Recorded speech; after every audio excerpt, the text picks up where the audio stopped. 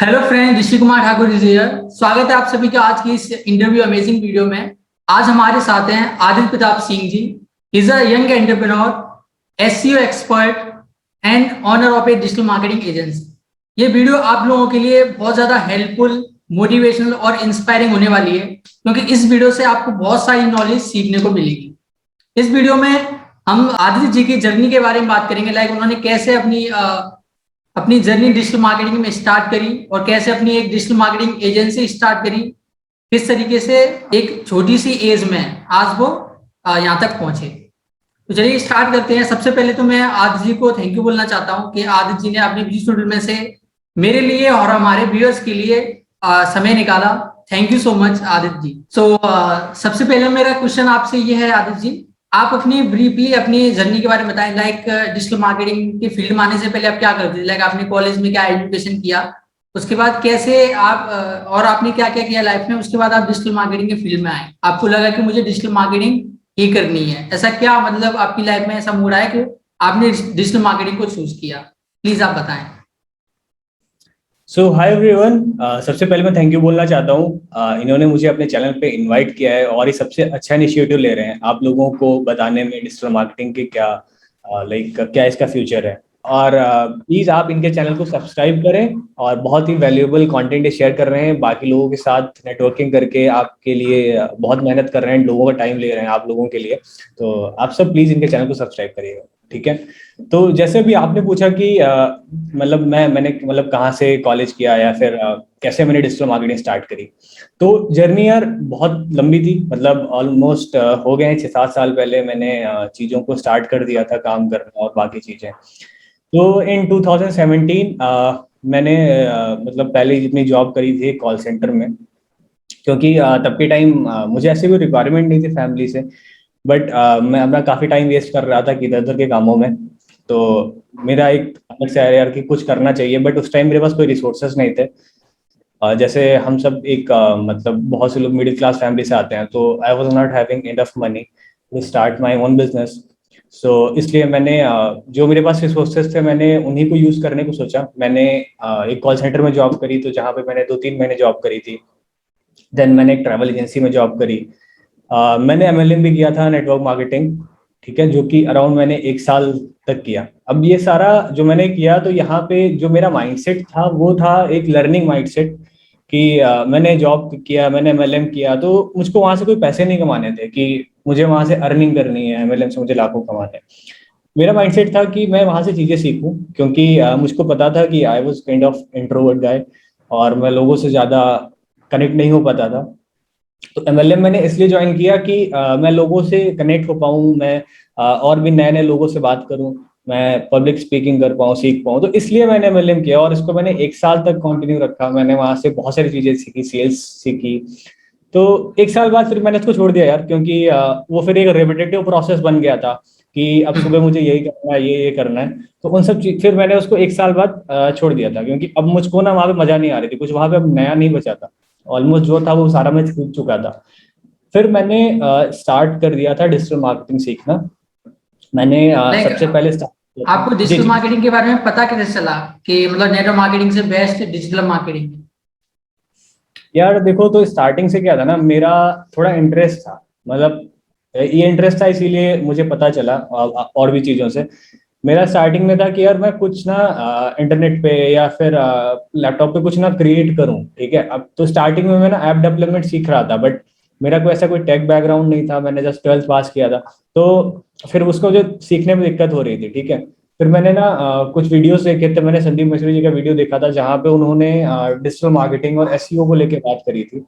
और उसके लिए उन्होंने एक बहुत अच्छी लाइन भी कही थी कि अगर मुझे आज 2021 में या फिर 2020 में स्टार्ट करना हो स्क्रैच से, तो मैं डिजिटल मार्केटिंग के साथ स्टार्ट करूंगा। तो वहां से मुझे क्लिक किया कि अगर इतने बड़े एंटरप्रेन्योर कोई ऐसा बोल रहा है कि डिजिटल मार्केटिंग से वो अपनी जर्नी फिर से स्टार्ट करेगा, तो मुझे लगा कि यार इसको पता करना चाहिए। तो जब मैंने इसका पहला लेवल टच किया, मैंने एसईओ मैंने पढ़ना कोशिश किया। मैंने कहा यार देखते हैं एसईओ क्या होता है। फिर पता चला एसईओ करने के लिए आपको वेबसाइट बनानी पड़ेगी। तो फिर यार मैंने वर्डप्रेस पे वेबसाइट सीखा। तो उस टाइम मेरे पास लैपटॉप नहीं हुआ करता था, मैंने ना फोन पे ही वर्डप्रेस का जो होता है ना, हम्म। वहीं से मैंने ट्राई किया। और मतलब मतलब फोन में ही कुछ आप नहीं। वर्डप्रेस लॉगिन कर लेते थे? हाँ नहीं, मैं ब्लॉगिंग नहीं कर लेता था। मतलब मैं बेसिक सीख रहा था। मतलब मैं, अच्छा। होता है ना कि जब आप पहले नई नई चीजें एक्सप्लोर करते हो, आप जो आपके रिसोर्सेज होते हैं ना उसी में आप ट्राई करते हो कुछ ना कुछ। बिल्कुल बिल्कुल। मेरे पास जितना भी था, फोन था, इंटरनेट था उस टाइम, तो मैं ना उसी से करता था। ऑफिस जाता था, हाँ मैं उस टाइम ऑफिस जाया करता था, जो मैं ट्रैवल एजेंसी में जॉब करता, तो वहां ट्रैवल ना एजेंसी। वर्किंग आवर्स के बाद बैठ के वहां ना लैपटॉप रहता था अपन के पास। तो वहां ना हम लोग मैं वर्डप्रेस वेबसाइट बनाना और थोड़ा बहुत ये सब किया करता था, सीखता था बस। तो उसके बाद ना मुझे पता चला यार एसईओ सीखना पड़ेगा, वर्डप्रेस वेबसाइट सीखनी पड़ेगी। तो फिर मैंने स्टार्ट किया और वेबसाइट मैंने बनाने की कोशिश किया। एसईओ का मैंने पूरे लाइफ में आज तक मैंने कोई ज़्यादा कोर्स वोर्स नहीं लिए हैं, मैंने कोई डिजिटल मार्केटिंग कोर्स नहीं लिया। एसईओ का मैंने एक कोर्स लिया था, वो मैंने बाकी जगह बताया भी कौन सा है। तो एसईओ का मैंने एक कोर्स लिया था, उसी से मैंने सब कुछ सीखा, उससे मैंने पूरा एसईओ सीखा। उससे वेबसाइट डिज़ाइन भी था उसमें, तो मैंने पूरी वेबसाइट डिज़ाइनिंग सीखी वर्डप्रेस पे। फिर मैंने, जब मुझे एसईओ वेबसाइट डिज़ाइन बहुत अच्छे से आने लगी, फिर उसके बाद मैंने फेसबुक एड्स, गूगल एड्स, फिर ये सब कुछ मैंने सीखा एक एक करके। तो जर्नी अगर आप कहोगे तो मेरी स्टार्ट हुई थी एमएलएम से, और अंदर से एक पैशन था कि कुछ मुझे नया करना था फील्ड में। डेफिनेटली जो लोग एमएलएम को ज्वाइन कर लेते हैं और कम से कम 6 महीने या साल भर अगर काम करते हैं, ज्वाइन करने के बाद छोड़ देते हैं, वो तो एक अलग बात होगी। लेकिन अगर साल भर तक मेहनत करते हैं, डेफिनेटली उनके गोल्स कुछ बड़े ही होते हैं, कुछ बड़ा ही अचीव करना चाहते हैं, इसलिए वो नेटवर्क मार्केटिंग में आते हैं। बिल्कुल। होता क्या है ना कि एज पे भी कई फर्क पड़ता है। अब मेरी एज उस टाइम 18 के आसपास थी शायद, 17 18 के आसपास होगी। तो क्या होता है ना, आपका उस यंग एज में ना माइंड ओपन हो जाता है सब चीज़ों को देख के, बिल्कुल। पॉसिबिलिटीज आने लगती हैं। ठीक हम्म। है। तो अगर आपका कोई ऐसा माइंडसेट नहीं है कि मेरे को हर जगह से पैसे कमाने, लर्निंग माइंडसेट है, तो आप उसको छोड़ भी दोगे और आगे ग्रो कर जाओगे। हम्म। तो तो आपने ये सारी जी। चीज सीखने के बाद फिर मतलब अपनी सर मतलब उस टाइम पे आप जॉब कर ही रहे थे ट्रैवल एजेंसी में, तो उसके बाद आपने जॉब छोड़ दी थी ये सारी चीजें सीखने के बाद? नहीं, जॉब मैंने छोड़ दिया था। जॉब छोड़ने के बाद मैंने एमएलएम ज्वाइन कर लिया था। होता क्या था, मैं एक चीज जब छोड़ता था ना तो उसके पहले मैं दूसरी स्टार्ट कर देता था। तो हम्म। जॉब छोड़ने के बाद मैंने एमएलएम कर दिया। एमएलएम जब मुझे छोड़ना था तो मैंने 2 महीने पहले ना डिजिटल मार्केटिंग करने स्टार्ट कर दिया था, क्योंकि अच्छा। मैं पहले ही सीख रहा था थोड़ी छोटी चीजें, बट वो ना कंटिन्यू नहीं हो पा रही थी। तो जब मैंने एमएलएम छोड़ा ना तो मैंने पूरी तरह से स्टार्ट कर दिया था फिर डिजिटल मार्केटिंग को। मैंने वेबसाइट्स बनाना, मतलब प्रॉपर मुझे आ चुका था तब तक थोड़ा बहुत, बट मैंने वेबसाइट बनाना, ब्लॉगिंग एमएलएम करना, ये सब। एमएलएम करते हुए आप डिजिटल मार्केटिंग सीख रहे थे? हाँ, एमएलएम करते हुए डिजिटल मार्केटिंग सीख रहा था, एक्स्ट्रा ग्रेट। आर्ट्स में टाइम मिलता था। ओके। उसके बाद आपको मतलब लगा कि नेटवर्क मार्केटिंग से ज्यादा अर्निंग हम मतलब यहाँ पे डिजिटल मार्केटिंग में कर सकते हैं, और वहाँ पे हमें बहुत सारे लोगों के साथ मीटिंग वन टू वन वो सब करने की जरूरत नहीं, सेल्स मतलब इतने ज्यादा करने की जरूरत नहीं है, यहाँ पे हम अच्छे हम्म। डेफिनेटली। तो फिर आप डिजिटल मार्केटिंग सीखने के बाद फिर आपने नेटवर्क मार्केटिंग छोड़ दिया? बिल्कुल। मैंने फिर मतलब डिजिटल मार्केटिंग जब मैं प्रॉपर करने लगा था, ठीक है। अब यहाँ पे मैं एक चीज ऐड करना चाहता हूँ ना, कि उस टाइम मेरा ऐसा कोई परसेप्शन नहीं था कि मतलब मुझे यहाँ से अर्निंग करनी है, क्योंकि अर्निंग के सोर्स तब मुझे पता ही नहीं थे। तब मुझे क्या हम्म। पता था कि खाली ब्लॉगिंग करनी है, एफिलिएट मार्केटिंग से पैसा आता है, हम्म। बहुत ज्यादा ड्रॉप शिपिंग से आता है, बस इतनी चीजें पता थी तब मुझे। मतलब तो क्लाइंट कैसे हम सर्विस दे सकते हैं, उनसे कैसे पैसे ले सकते हैं, वो सब नहीं पता था? नहीं, ये सब यार मुझको ये सब, ये तो बहुत कहते हैं ना कि जब चीजें आप एक्सप्लोर कर लेते हो, जो मैं बहुत इसके अंदर, मतलब मैंने बहुत चीजों में एक्सपर्टीज हासिल कर ली। मैं वर्डप्रेस वेबसाइट आज आप मुझे कहो तो मैं बहुत अच्छी बना लेता हूँ। गूगल हम्म। एड, फेसबुक एड, जब मैंने एक्सपर्टीज हासिल कर ली तब मुझे समझ में आया कि यार क्लाइंट्स को भी मतलब ऐसी सर्विस दी जा सकती है। मैं कुछ लोगों से ऐसे मिला जो वो already digital marketing agency run कर रहे थे, उन्होंने बताया कि जितना यार तुम ब्लॉगिंग रन करते हो उससे ज्यादा तो आप यहाँ कर सकते हो। तो हम्म। फिर मुझे, मेरा दिमाग खुला कि यार ऐसी चीजें हो सकती है। अच्छा। तो लाइक फिर आपने मतलब सीखने के बाद digital marketing agency direct start कर दी थी, या फिर आप पहले फ्रीलैंसिंग वर्क करते थे? पहले यार मैंने फ्रीलांसिंग किया था। मैं एज अ पहले फ्रीलांसर मैंने स्टार्ट किया था, क्योंकि मैंने सबसे पहले स्टार्ट किया था। पहले तो मैं अपने लिए ब्लॉगिंग ही करता था, ब्लॉगिंग, एसईओ, अमेजॉन एफिलिएट, ठीक है, होस्टिंग्स के लिए, ये सब मैं खुद के लिए करता था। बट यहाँ से यार वही होता है ना कि कुछ अर्निंग का सोर्स आपको फिक्स नहीं था, ठीक है, कभी हो हम्म। जाता था कभी नहीं भी होता था। फिर बिल्कुल। मैंने सबसे पहले फ्रीलांसिंग की मुझे एक क्लाइंट मिला था, वर्डप्रेस उनको वेबसाइट डिजाइन करानी थी, ठीक है। तो मैंने उनको एक वेबसाइट डिजाइन करके दी थी, तो उसके लिए मुझे बहुत ज्यादा नहीं यार, 3-4 हज़ार 5 हज़ार रुपये मिले थे। बट हाँ, इतना लगा था कि यार कोई स्किल मैंने सीखी और आज कोई मुझको 3-4 हज़ार रुपये पे कर रहा है, तो उस टाइम के लिए वही बहुत था। तो फ्रीलांसिंग का फिर आपने मतलब क्यों सोचा कि मुझे अपनी अब नाउ मुझे अपनी एजेंसी स्टार्ट करनी चाहिए, मतलब किस टाइम पे आप? उस टाइम हुआ क्या, जब मैंने एक वेबसाइट डिजाइन करके दी तो उनके पास ना गूगल एड्स का भी काम था, तो मुझे ना थोड़ा बहुत गूगल एड्स आ चुका था। और साथ में मेरे एक पार्टनर है अभी, जो मेरा बिजनेस पार्टनर है, ठीक है, तो उनको भी गूगल एड्स आता था, तो मैं गूगल एड्स सीख चुका था। तो ना जब वेबसाइट उनकी बना दी तो उनके लिए मैं गूगल एड्स भी करने लगा था। तो स्टार्टिंग में मैंने कोई पैसे से नहीं लिए थे उनसे, मैं फ्री में ही करके देता था, क्योंकि मेरे पास कोई वर्क पोर्टफोलियो नहीं था जिसके बेस पे मैं उनसे कुछ चार्ज करता। तो स्टार्टिंग में उनके लिए मैंने फ्री में किया, बट उन्होंने मुझे 2 से 3 क्लाइंट रेफर किए थे गूगल एड्स के लिए। सो उस टाइम मैं क्लाइंट से अराउंड 10-12 हज़ार महीने का चार्ज करता था, सिर्फ एक क्लाइंट से मैनेज करने के लिए गूगल एड्स लीड जनरेशन। तो 3 क्लाइंट मिल गए थे मुझे, तो वहां से काम अच्छा चल गया था। फिर उसके बाद रेफरल के थ्रू और क्लाइंट्स मिले मुझे, और फिर मैंने मार्केटिंग भी स्टार्ट कर दिया पर्सनल खुद के लिए भी। फिर जब क्लाइंट्स ज्यादा हो गए थे ना, 7-8 क्लाइंट, तो फिर तब मैंने एजेंसी सेटअप किया था। तब फिर मैंने इसका एक ब्रांड नेम रखा और फिर लोगो डिजाइन, तो फिर जीएसटी तभी फाइल कराया। अच्छा अच्छा। उसका आपने अपना ऑफिस मतलब बाहर ले लिया आपने और अपनी टीम हायर कर ली? हाँ यार, उसके बाद हम लोगों ने क्या किया था, मैंने बेसिकली लखनऊ में मैंने कोविड के सेकेंड वेव से पहले मैंने ऑफिस बाहर लिया था। और एक हमारा ऑफिस हमने सेटअप करके रखा है पुणे में भी। तो मैंने इसे बताया, जो मेरे दूसरे बिजनेस पार्टनर है, तो वो पुणे में एक टीम है, वहाँ पे भी हैंडल करते हैं। और लखनऊ में मैंने सेकेंड वेव से पहले बाहर लिया था ऑफिस, बट यार सेकेंड वेव के बाद चीज़ें काफ़ी खराब हो गई थी। तो मैंने अभी आप देख सकते हो सेटअप, मैंने यहाँ पे घर पे ही अपना सेटअप किया, जो कि मैंने यूट्यूब के लिए और ऑफिस दोनों के लिए एक साथ ही कर दिया था यहीं पे। अच्छा, तो अभी आपने घर पे ही मतलब सेटअप बना के रखा है? हाँ यार, अभी मैंने घर पे प्रॉपर एक ऑफिस सेटअप कर दिया है, क्योंकि मेरे घर में भी ऐसे कोई इशू नहीं है, सब कुछ मतलब मेन रोड पे है, सब तो कुछ मैंने इसी ऑनलाइन को में होता है वो? हाँ प्रॉपर मैंने ऑफिस में कन्वर्ट कर दिया यार। और वैसे भी क्लाइंट आते हैं नहीं, क्लाइंट ज्यादातर बाहर के ही है मेरे। हम्म।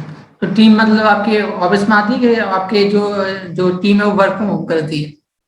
नहीं, अभी हमारे दोनों ऑफिस में टीम मेंबर्स ऑफिस में ही आते हैं, वर्क फ्रॉम होम के हैं, बट वो इंटर्न्स है सिर्फ। और यहाँ पे मतलब हमारे लखनऊ में आपका मतलब बाहर भी ऑफिस है और घर पे भी सेटअप है? लखनऊ में घर पे ही ऑफिस है, पुणे में हमारे एक बाहर ऑफिस है। अच्छा। हाँ, तो हमारे पास अभी पुणे वाले ऑफिस में एक graphic designer, 2 social media marketer, SEO के लिए वेबसाइट डिजाइनर्स हैं। तो पुणे वाले और ऑफिस में मतलब कौन मैनेज करता है वहाँ पे? वो पार्टनर है मेरे वहाँ पे, संदीप नाम है उनका। तो अच्छा अच्छा। वो वहाँ पे कंप्लीट उसको मैनेज कर रहे हैं। ग्रेट। ओके। तो अभी इस तरीके से वर्क चल रहा है। आप मतलब क्या क्या सर्विसेज प्रोवाइड करते हैं? देखिए इसको ना, अभी हम लोग कैसे मैनेज कर रहे हैं, एक ऑफिस वहाँ पे पुणे में, एक यहाँ पे। तो अभी हमारी जो सर्विसेज हैं वो मेनली, अभी स्टार्टिंग में तो हम इंडियन क्लाइंट के साथ काम कर रहे थे। अभी हमारे पास रिटेनर, मेन हमारा जो फोकस है ना वो है रिटेनर क्लाइंट्स पे। अभी इसमें मैं वीडियो में आगे टच कर लेता हूँ इसको, कि बाकी लोग भी रिटेनर क्लाइंट्स कैसे ले सकते हैं। तो मेन अभी हमारा फोकस है रिटेनर क्लाइंट्स पे, और रिटेनर क्लाइंट्स है basically Google ads, Facebook ads के लिए, ठीक है, और एसईओ के लिए, ठीक है, वेबसाइट डिजाइन के लिए भी क्लाइंट्स आते हैं, बट वो वन टाइम होते हैं। फनल्स के लिए भी ज्यादातर वन टाइम क्लाइंट्स होते हैं। तो लीड जनरेशन, ई कॉमर्स के स्टोर्स हैं बहुत सारे, जिनको अपनी ई कॉम एडवर्टाइजिंग करानी रहती है, ठीक है, ब्रांड्स है बहुत सारे बड़े बड़े, तो जिनको ब्रांड अवेयरनेस बाकी एड्स कराना है। तो मेनली हमारा जो फोकस है वो है रिटेनर क्लाइंट्स पे यार, कि हम जो बिलीव करते हैं वो करते हैं कि आपका बिजनेस ना स्टेबल होना चाहिए। और ऐसा ना हो कि आप किसी महीने 8-10 लाख कमा लो और फिर 2-3 महीने आपके पास कोई भी बिजनेस नहीं है, ठीक है, फिर बाकी आपके टीम मेंबर्स कैसे सर्वाइव करेंगे। बिल्कुल। तो मेन फोकस है हमारा रिटेनर क्लाइंट्स पे। और अभी हम लोग social media marketing, website design, SEO, lead generation, ये सारे क्लाइंट्स को हम ये सर्विसेज दे रहे हैं। और अभी इंडिया में भी क्लाइंट हैं, दुबई में भी क्लाइंट्स हो चुके हैं, यूएस में भी हाँ, कुछ मैंने क्लाइंट्स। आपके इंटरव्यू में देखा था, आपके दुबई में भी क्लाइंट है, मतलब आउट ऑफ इंडिया भी क्लाइंट है।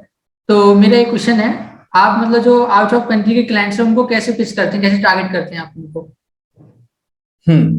ये बहुत अच्छा क्वेश्चन है। तो इसके लिए इसमें क्या बाकी लोग भी सीख सकते हैं। हम्म। स्टार्टिंग में मैं आपको बताऊंगा कि जो हमारे इंडियन क्लाइंट्स हैं, वहाँ उसी के थ्रू मुझे एक पहला रेफरेंस मिला था दुबई क्लाइंट के लिए। तो वो पहला क्लाइंट भी रेफरेंस के थ्रू था। बट एक बार हमने वहाँ इस मार्केट में काम कर लिया तो थोड़ा हमें कॉन्फिडेंस आ गया कि आखिर दुबई की मार्केट में कैसे क्या चल रहा है। गूगल एड्स का क्लाइंट था वो, लीड जनरेशन के लिए। उसके बाद ना हम लोगों ने लिंक्डइन के थ्रू पेज किया।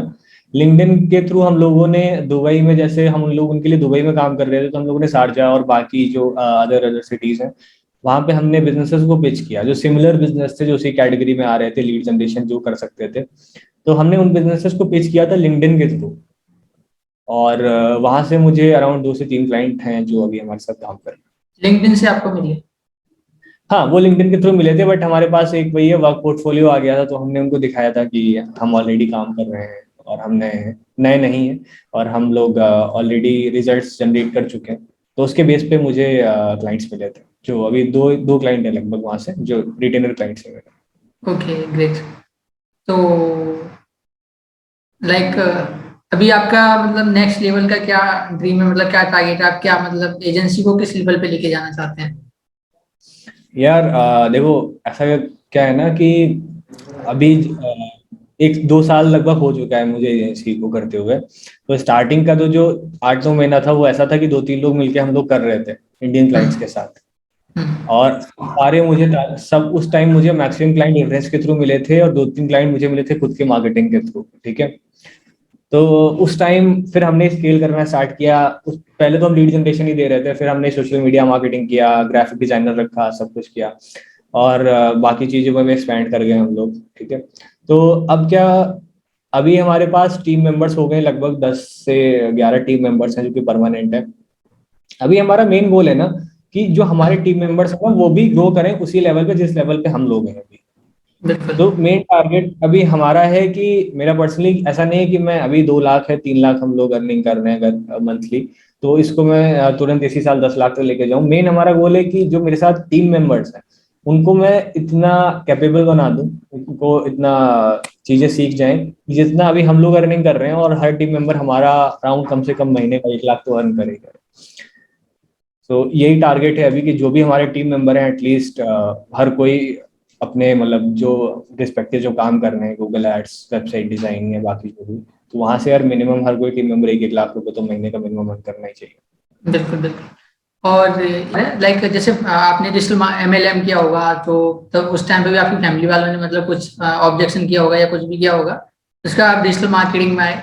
तो इस ये सब चीजों में मतलब जब तक आप एक अच्छी अर्निंग नहीं स्टार्ट कर देते हैं या फिर एक अच्छे तरीके से सेट नहीं हो पाते, उससे पहले तक आपकी फैमिली का मतलब आप कैसा कैसा सपोर्ट रहा था आपके साथ? लाइक आपने एमएलएम किया तब कैसा रहा, फिर आपने डिजिटल मार्केटिंग में स्विच किया तब कैसा फैमिली का सपोर्ट रहा? मतलब फैमिली वाले ज्यादातर क्या कहते हैं कि यार गवर्नमेंट जॉब कर लो, कोई अच्छी सी सिक्योर लाइफ हो जाएगी, कंफर्ट जोन रहेगा, बस ये सब। तो यार एमएलएम में तो बिल्कुल मेरे घर वालों को सपोर्ट नहीं था। मतलब अभी डिजिटल मार्केटिंग जब मैंने स्विच किया तो उन लोगों को पता ही नहीं था मैं कर क्या रहा हूँ। बट एमएलएम में तो जब मैंने एमएलएम किया था तो घर वालों का बिल्कुल भी सपोर्ट नहीं था और उनको ये काम तो बिल्कुल भी नहीं पसंद था। तो बट मैं कर रहा था इसलिए क्योंकि मेरा एक विजन था इसको करने के पीछे। मेरा विजन था कि यार मैं इसको सीखना है और एटलीस्ट इन सब जो अभी दिक्कतें आ रही हैं इनको ग्रो करना है, पब्लिक स्पीकिंग, सब सेल्स, ये सब चीज़ें सीखनी है। और उस टाइम पे मैं आपको इंटरेस्टिंग चीज और शेयर करूंगा यहाँ पे कि मैंने ना कॉलेज 2 बार ड्रॉप आउट कर दिया था, तो घर वाले और ज्यादा मेरे से नाराज थे। मतलब पहली बार मैंने ड्रॉप आउट किया था जब मैं एमएलएम कर रहा था, मैंने बीए किया था। क्योंकि अभी जैसे आपने बात किया ना सरकारी नौकरी का, गवर्नमेंट जॉब का, हम्म। तो मेरे यहाँ भी सीन था यार कि आपको ना आईएएस करना है, पीसीएस करना है, बट मुझे अपनी कैपेबिलिटी बताती कि मैं किस चीज में बेटर हूँ, मैं किस में अच्छा हूँ, मैं क्या चीजें सीख सकता हूँ, क्या मैं नहीं सीख सकता हूँ। एटलीस्ट मुझे इतना पता था। ठीक है। तो मैंने बट स्टार्टिंग में कहते हैं ना फैमिली का प्रेशर होता है, तो मैंने बीए कर लिया था कि यार आईएएस की तैयारी करेंगे। फिर मैंने 1 साल बाद ना वहां से ड्रॉप आउट कर दिया था। फिर मैंने एमएलएम जब मैं कर रहा था मैंने फिर से एडमिशन लिया था बीकॉम के लिए सेम कॉलेज से। बट अनफॉर्चुनेटली वो भी नहीं पूरा हो पाया जब मेरी डिजिटल मार्केटिंग एजेंसी स्टार्ट हो गई। और जब मैं यहाँ से अच्छा खासा अर्न करने लगा था तो यार लास्ट के 3rd ईयर में मैंने उसको भी ड्रॉप आउट कर दिया। बट उस टाइम जो सेकंड ड्रॉप आउट था तो घर वालों ने नहीं बोला, क्योंकि अब मैं ठीक ठाक स्टेबल हो चुका था यार, उनको भी पता था कि ठीक है, मतलब अब सही है, एक सही डायरेक्शन पे है। और उनको भी ये वाला काम पसंद था, मतलब उनको था कि हाँ ठीक है, ये काम बेटर है उससे जो पहले कर रहे थे। हाँ हाँ तो बिल्कुल। सेकंड में तो कुछ नहीं बोला उन्होंने। बिल्कुल। पर वैसे भी जो फर्स्ट एमएलएम है बहुत कम लोगों को पसंद आता है, फैमिली वालों को तो खास करके बिल्कुल पसंद नहीं आता। लेकिन डेफिनेटली डिजिटल मार्केटिंग ये वाला जो फील्ड है वो हर किसी को पसंद आता है, क्योंकि नए जमाने का नया काम है, जमाना बदलता है, तो हर किसी को ये काम बिल्कुल पसंद भी है। आप एमएलएम में क्या है ना, एमएलएम में आपको ना बहुत मतलब आप भी अगर उसको काम को कर रहे हो ना पर्सनली आप भी काम को बहुत उसको इंटरेस्टिंग आपको कुछ महीने बाद नहीं लगेगा, क्योंकि उसमें ना काम आपको बहुत भागना पड़ता है। आप टिक के कहीं नहीं बैठ सकते हो, आप दिन हम्म भर इधर प्लान करते रहोगे, अलग अलग जगह पे जाओगे। हम्म। तो पर्सनली वो भी काम क्या होता है ना फिर बहुत टायरिंग हो जाता है एक टाइम बाद। हाँ बिल्कुल। और अभी क्या है कि नेटवर्क मार्केटिंग में क्या है ना कि अब एफिलिएट मार्केटिंग के बारे में भी लोगों को पता चल गया है, नेटवर्क मार्केटिंग के बारे में पता चल गया है। एक्चुअल में एफिलिएट मार्केटिंग भी नेटवर्क मार्केटिंग की तरह ही वर्क करता है, लेकिन उसमें क्या है, हमें लोगों के जाके प्लान नहीं दिखाना है, मीटिंग्स नहीं करनी है। यहाँ पे बस हम प्रमोट कर सकते हैं, सेल्स आएगी, रिकरिंग इनकम भी यहाँ पे भी आती है। तो अभी लोग नेटवर्क मार्केटिंग से हटके एफिलिएट मार्केटिंग की तरफ ज्यादा आ रहे हैं, तो नेटवर्क मार्केटिंग में ज्वाइनिंग भी अब बहुत कम लोग करते हैं। बिल्कुल।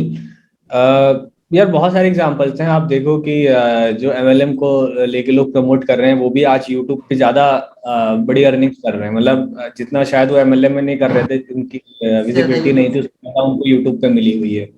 बिल्कुल। तो ऑडियंस में आप देखो कि ऑडियंस पहले हुआ करती थी न्यूज़पेपर पे, यहाँ आज वो फोन पे देख रही है, तो आपको भी यहीं से बिजनेस ग्रो होगा। बिल्कुल बिल्कुल। अब एक लास्ट क्वेश्चन और है मेरा, एक रेवेन्यू के बारे में बात करते हैं। लाइक आपने जब फर्स्ट अपनी जॉब स्टार्ट करी थी तब आप कॉलेज में थे, राइट? हाँ जी। आपने टेली कॉलिंग की जॉब करी थी, उस टाइम पे मतलब आपने आपकी सैलरी कितनी थी स्टार्टिंग? यार जब मैंने वो पहली जॉब करी थी उसमें तो कुछ भी नहीं था, वो तो मैं सोचता था कि मैंने किया ही क्यों है।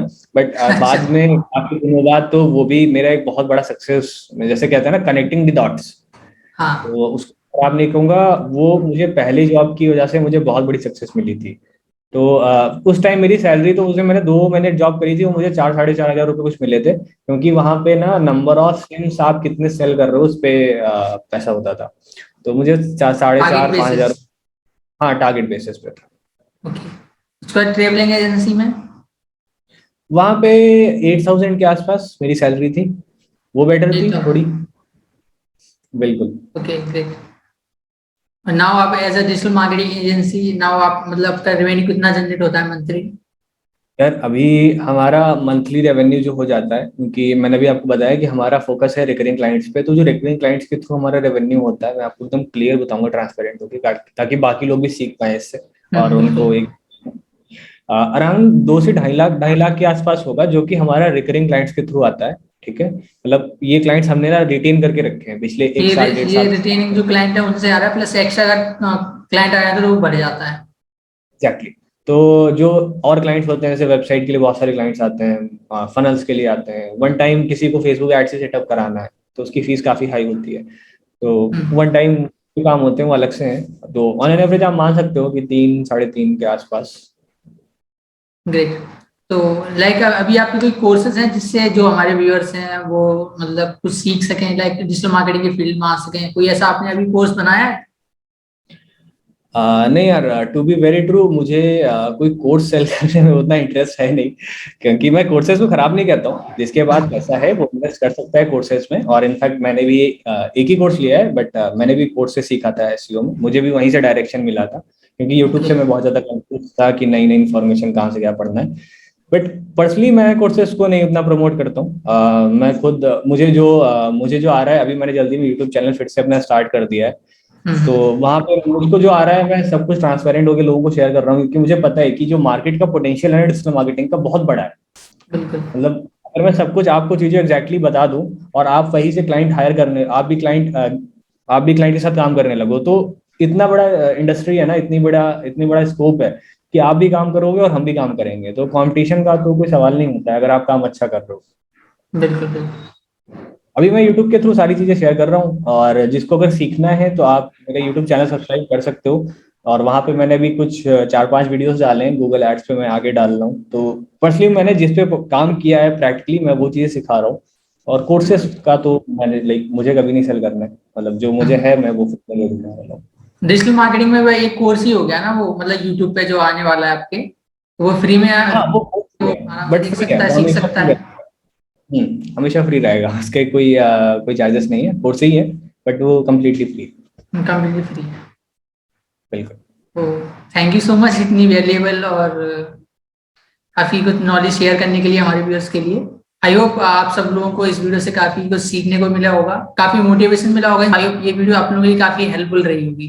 तो अगर आप इस वीडियो को फर्स्ट टाइम देख रहे हैं तो इस चैनल को सब्सक्राइब कर लीजिए, क्योंकि ऐसी मोटिवेशनल इंस्पायरिंग वीडियो इस चैनल पर आपको मिलती रहेंगी। जैसे